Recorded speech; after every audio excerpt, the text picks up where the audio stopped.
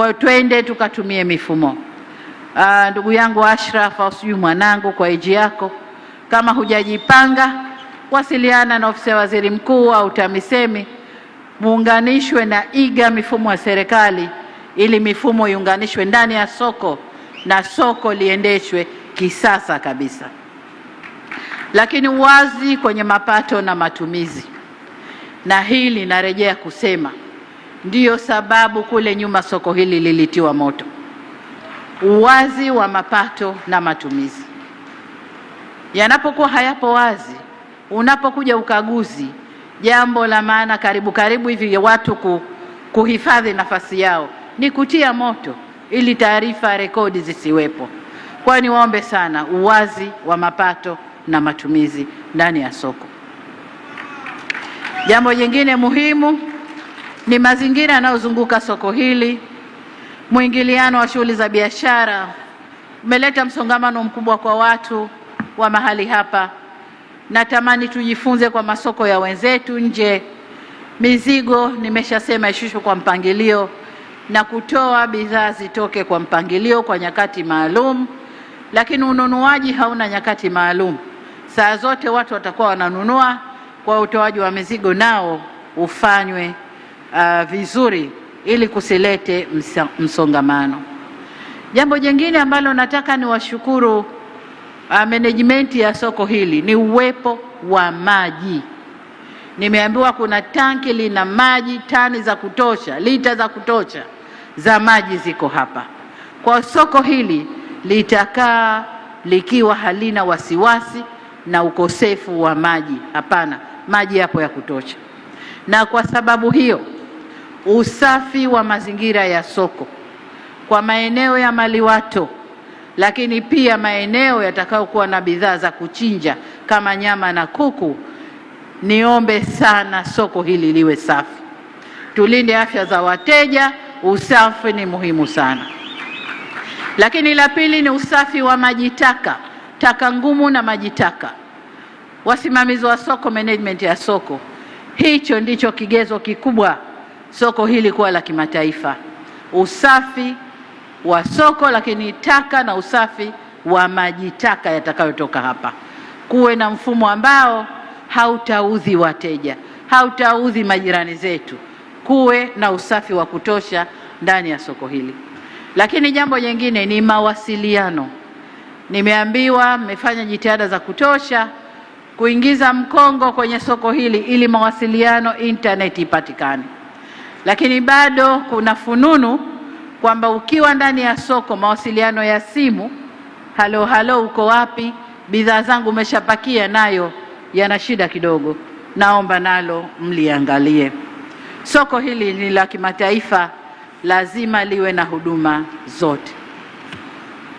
Ndugu zangu, miundombinu hii tunayoiona ni uwekezaji mkubwa sana uliofanywa na serikali kupitia kodi za wananchi. Soko hili limejengwa na serikali kupitia pesa zetu, kodi za wananchi. Sasa ili kuwa na huduma endelevu, hatuna budi kufanya marejesho kwa wakati ya kulipa kodi stahiki. Na nimefurahi kamishna mkuu wa TRA yuko hapa. Kulipa kodi zetu kwa wakati. Na nikuelekeze kamishna mkuu wa TRA, lakini halmashauri ya jiji la Ilala kufanya kazi kwa uadilifu ya ukusanyaji wa kodi. Na kama nilivyosema, tukitumia mtandao, hakuna haja kutumia mabavu, hakuna haja kutumia nguvu ili watu walipe kodi.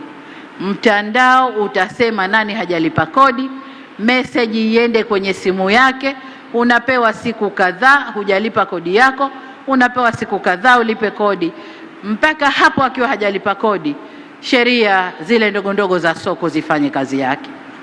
Kwa hiyo ndugu zangu wakusanyaji na wafanya biashara ndani ya soko hili, wote tutambue ukusanyaji wa kodi ndio utakaofanya tuweze kujenga masoko kama haya maeneo mengine ya nchi yetu, ili vijana wetu hawa waweze kufaidika na fursa za biashara ziliopo. Kwa niseme sana kwenye swala la kodi, tuwe marafiki, lipa kodi upate huduma zinazostahiki. Ndugu zangu, naomba pia nizungumze na vijana wetu wanaojitafutia kipato kupitia biashara ndogo ndogo. Na sasa hivi, huko nyuma tulikuwa tunajua wamachinga, kumbe kuna neno jipya limejitokeza la mawinga. Na nilikuwa nazungumza na waziri hapa, mawinga ni kina nani? Akaniambia ni wale ambao wanafanya survey ndani ya Kariakoo, bidhaa fulani hazipo ndani ya soko, wanakwenda kuzichukua ziliko na wanaletea wafanyabiashara ndani ya soko. Au wanaangalia huko nje bidhaa gani hazipo lakini Kariakoo zipo kwa wingi, wanachukua Kariakoo wanapeleka kwenye maeneo mengine. Sasa niseme, ninatambua juhudi zenu za kujitafutia kipato, na ndiyo maana kipaumbele cha serikali ni kurasimisha biashara ndogo ndogo, hasa za vijana. Waziri wa vijana yuko hapa.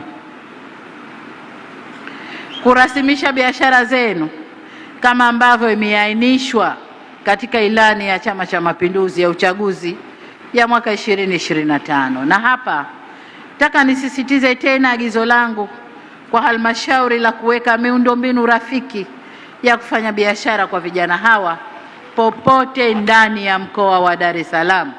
Kwa hiyo halmashauri zilizopo ndani ya mkoa wa Dar es Salaam, nimeambiwa wakuu wa wilaya na madedi wako hapa, kwa hiyo nendeni mkahakikishe. Na waziri mkuu ameagiza ile 10% inayotoka kwa vijana wanawake iongezwe iwe 15, ili ile 5 iende ikawajengee miundombinu ya kufanyia biashara vijana wetu.